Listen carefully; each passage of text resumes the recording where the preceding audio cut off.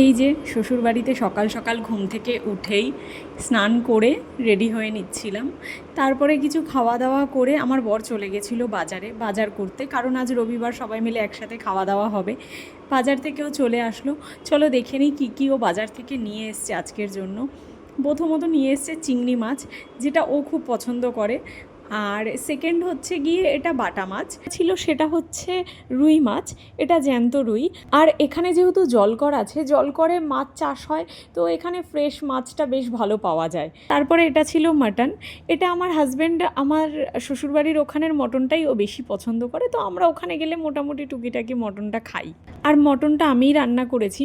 বাকি যে সমস্ত রান্না ছিল সব আমার শাশুড়ি করেছে নিজের হাতে।